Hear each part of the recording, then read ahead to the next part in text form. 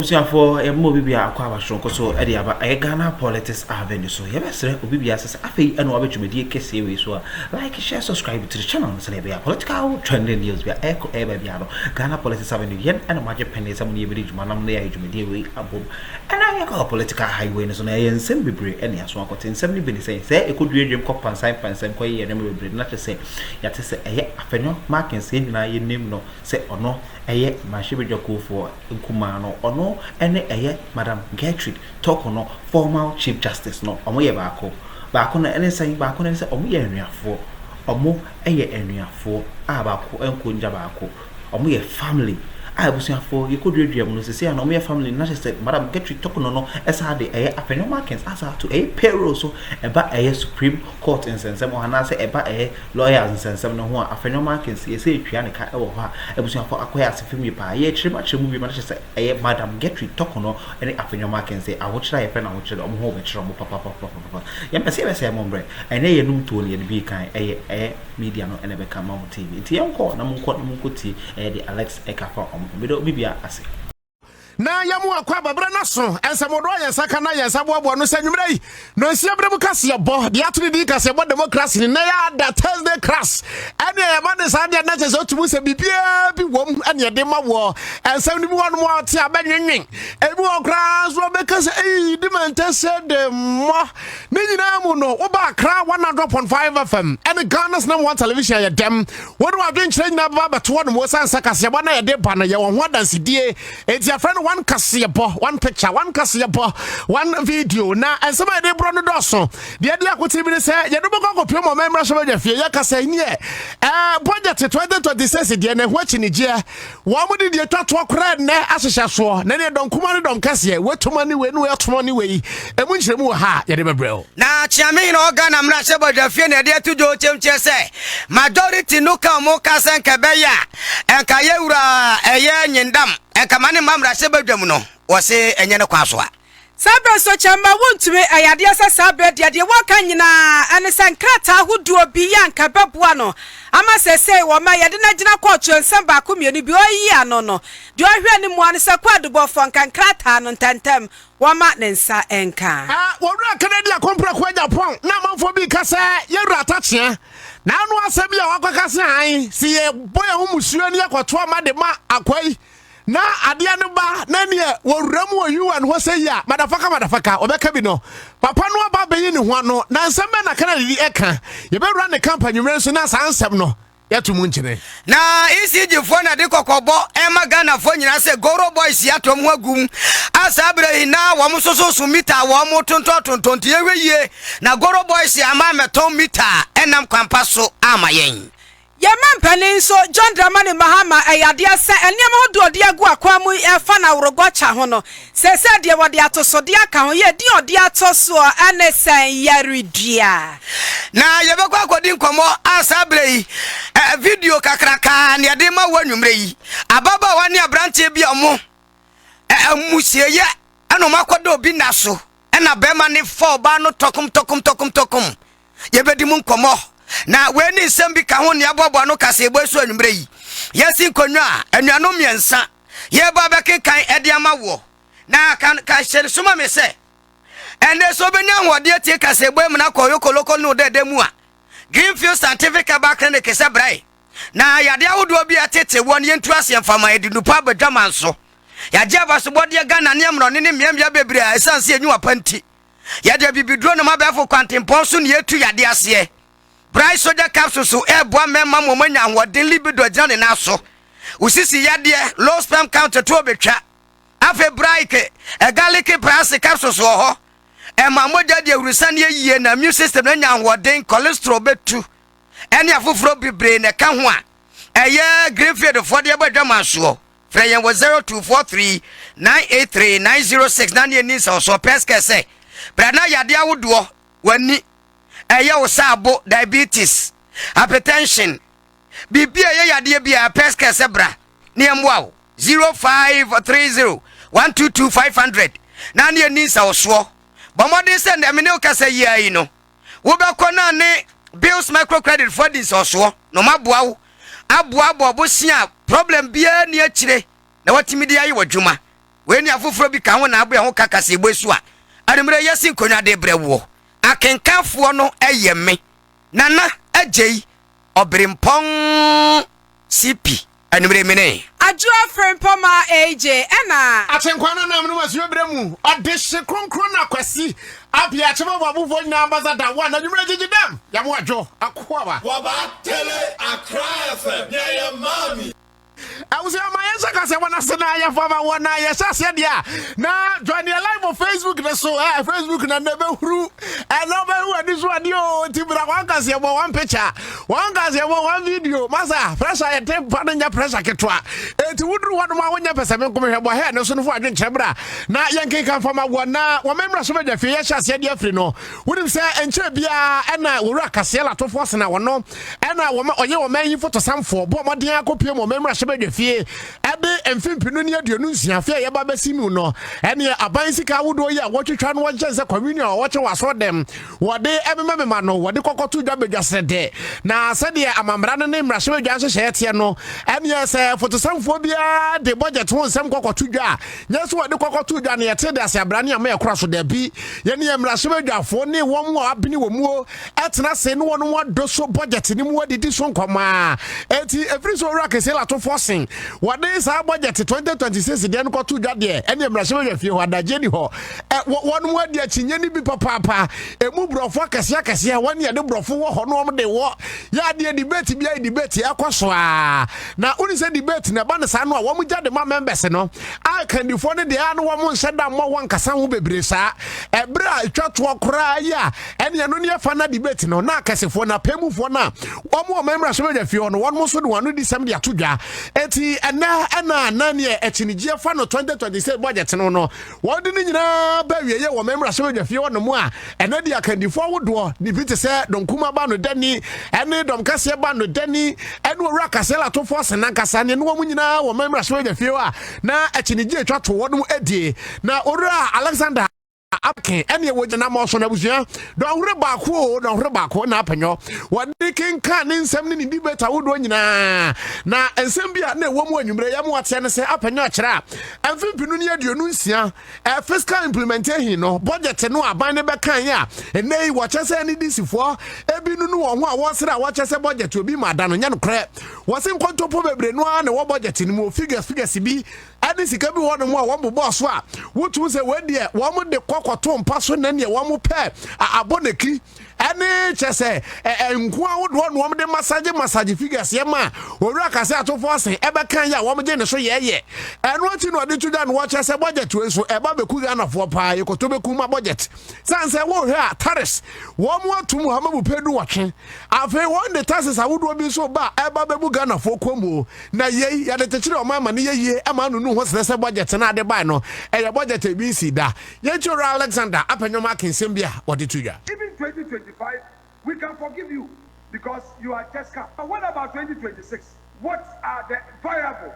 What are the policy measures you've introduced to inspire growth, to create employment? Mr. Speaker,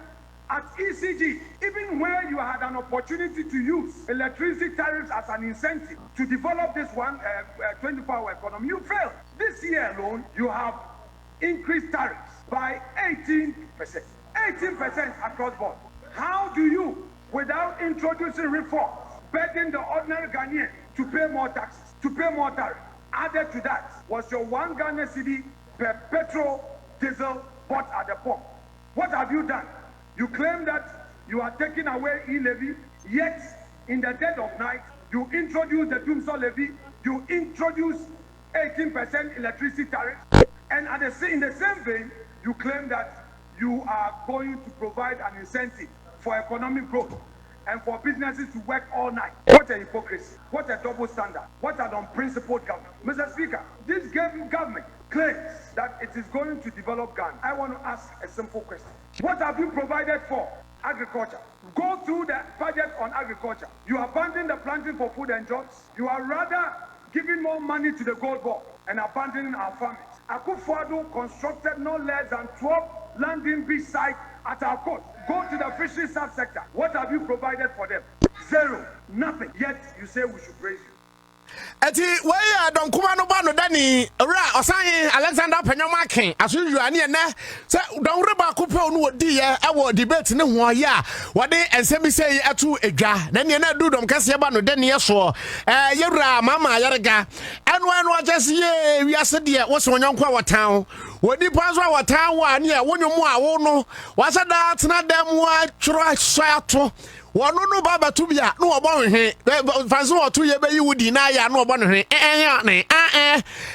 enu bia no so Alexander Penyomakin don kuma fo wonu ye se budget we ora kasela to force de baba tu de Ghana for dodo no asese bo mo sam hyahya ade ma na so apenyo ne dom de wo mo so mo nya hu hwe e wo ho na ne oya no waje ze apenyo we ya na wu kotu babro no ne ade na ne mi so me kotu bi pa sense ya woniema wodo ne bi wo no mo a enei ekoso abadada ni mu a ora kasela to force ne ni si aban ba ya wono mo esese mu 24-hour economy kura na wo apenyo wo boso yi wase ya aboa bebre sese ahobabo hu sem gira brane yesi kasem kura so de ye nka ba beko na akonani mu yentie ora Hassan anasempo mama yarga wono no eye edom kase eba no deni. Mr. Speaker, and one fundamental component of being able to produce 24 hours is to enhance your security. If you cannot secure banks to open beyond a certain point, they cannot work 24 hours. If you cannot secure filling stations to open 24 hours, can they open 24 hours? They cannot because of security. If there is no energy, adequate energy supply, there will be no 24-hour economy. And so we are dealing with the fundamental issues that will enable a 24-hour economy. Mr. Speaker,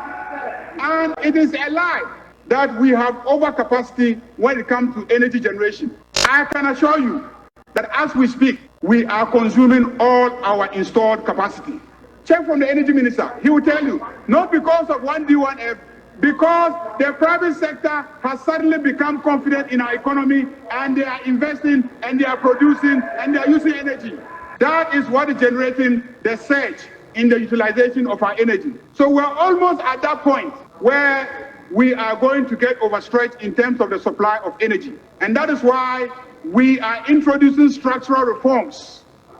We are building a second gas processing plant so that we can bring in more independent power producers. And that is why we are thinking smart. And instead of keeping our billions of dollars in accounts in the US, which is generating only one. Ora mama yarega eye dom kase ba no dani wono so ne kwama wodo wade to dwa eno no anade eye kwama no so yabade boni a woto nkrani fi o memra shebe fie havila kekeli e wo ho no mo na afi yenkore se de enkomo no guso ya ekoso havila otren ka ma adwo Major some I'm dropping. Be na betumi aka kire ye bra final debate ko so yi. The president is very na it say an panel some media candidate to jana. Right honorable speaker Bagwin. Request honorable members first one majority leader kasa odika request be by prayer be by ano just say honorable A.Markins ekwenya maybe equal parliament and say na it is we go on my Ghana and Ghana parliament unifia na it is on the because say speaker Bagwin or refer honorable A.Markins to the privileges committee no go in masem no any the kind you try to andai MP no so enna deputy majority chief whip edit to dra the fiama po edit to dra senti senior high court and some by senti omunya rerun ewo pandai on the net so no would andama MP wo sa constituency no more majority phone there or no who so MPP ti and communia yanka right honorable speaker only mami Baffour Bawumia and also right honorable speaker Eddie the ruling by MHSDB honorable and only say oba mache begin fee no or say debate no so also wedding any massem to try our debate no so e sound say Akroma on within India and some so high court really by and mofari reviewer net say motion in mantan to say review no ebe band there so la oda machine engineer or between aba parliament no if issue on a year on a Baffour marking as so a buyer say or can the judgment 20 year and or see premier facet case in the establish into while we say a year on a Baffour marking to the privileges committee scope notice say omunye and hwehwem further and say no buy and omunye Ghana mine parliament in that omuya now my recommendation ama a parliament and it is omuya na it is parliament be take a decision on the committee's report on the bank and so you should know say committee no ebe ye omejuma no more afale report na abeshia no munye debate no na it is a debate no senior koye no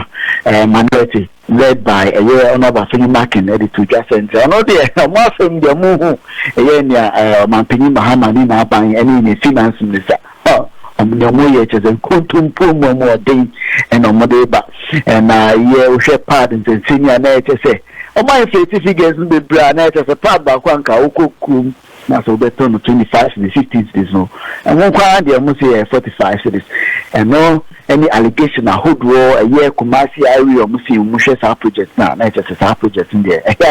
Wasteful expenditure when you are cranker, not just say now on my opinion on HSA on attempting to 24-hour economy, women's banking, and sending now or the Tujana HSA or Mosha, HSA and Kuyi cry and Kanka, a year 10 million.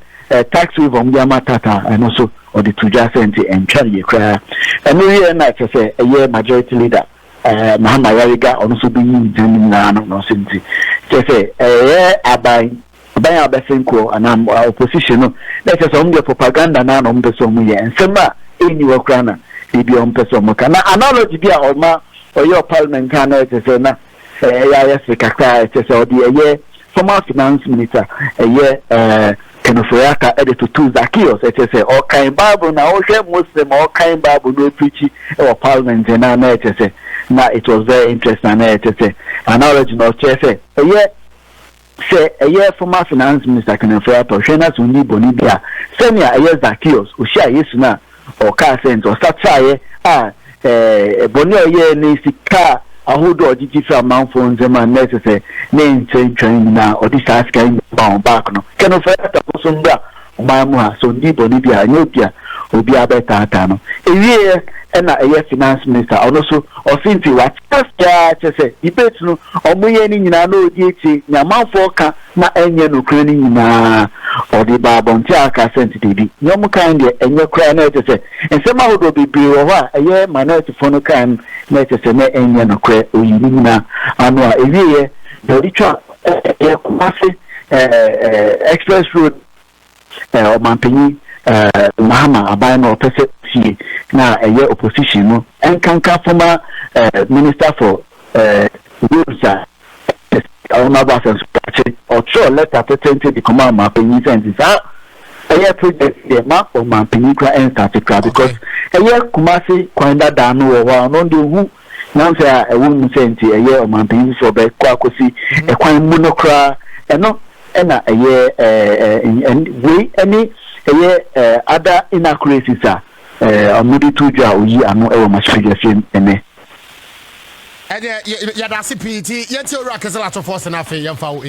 Mr. Speaker, let me take my time to point to certain key factors, expenditure lines in the budget that will expand industry. We are rolling out 500 million United States dollars oil palm development financing window. Mr. Speaker, we are also acquiring 4,000 agriculture machinery, 4,000 agriculture machineries to boost industry.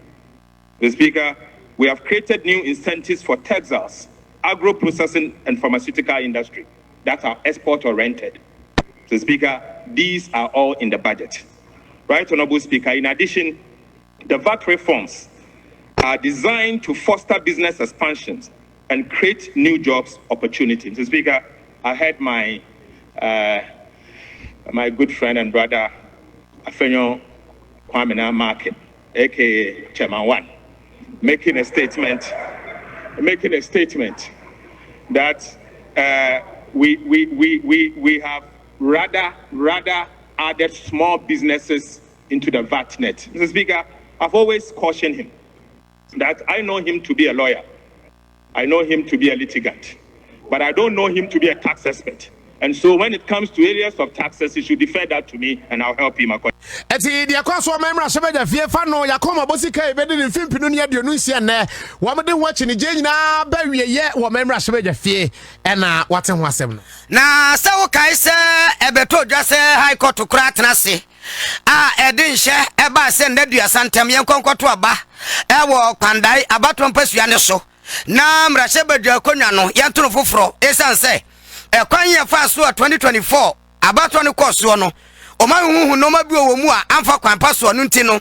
opani e wono na 2024 abato no eyi no se o ye mra hye badwani di ma amfa wo kwandai no ye wura Matthew nyindam enkebe ya kandadua santem yenkwato no so aba na gya ye hwe so no be se nya no kroje anani pa fro ye NDC ni okogina ye no ene benya na ma bibia de dadam kroje kama de aboa na asemwe ba ye no kra no na ne ndadua san ye gusu a ye twen endo da wabra parliament tenase na emu ye debate ye wo budget hu sensemu a ene dom dodo no majority ni kire se na anga ne let him come in also mama ewra nyindam emma parliament hompo ena campus wabie na no emma debate waba debate bi sense court wa hyese na seat no kura we ne ye no amfa kwan paso nti wamu declare no kura se wanyamra se badwani from henceforth na asemwe ba ene emma parliament kura no debate no wamu se suspended since yan se ne yenkomra na yanyunwunu ho ani kwa be fa so agina enu na nam so man na speaker of parliament yewra Alban Babin e de atodwa wotem chese agina ye no majority no esi nra no na nya kwampa esanse mrada hodin ya kire se sempo court na sha yewra nyindam e wona akoma akonson aye bi obetim di akoya appeal se ya na sei enu nti no enye se court na kan nti no fisa ada no ano yewra nyindam ontimi nyina emba mra chebadwa fie mekasa ese Akuffo show bibia oje bre heard we do purpose so ye don't bibia say han ma koye Ghana politics avenue de munim some so for go about politics yen and ye de ba ebedum ya bedwa for and ye T4 na Akuffo show bibia show say on like here like share subscribe to the channel no say we political trending news be air cover piano yen so ya de penny say ye de be bring bedwa for and ye T4 na motimi na ya penny aye adwuma say oh